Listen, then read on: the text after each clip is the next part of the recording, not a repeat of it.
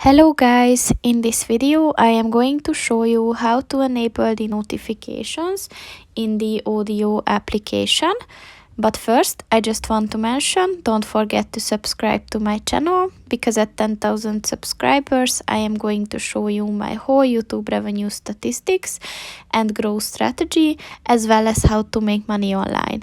Let's jump into it. First of all, open the application on your phone. Then click on the settings button at the top of the page on the right.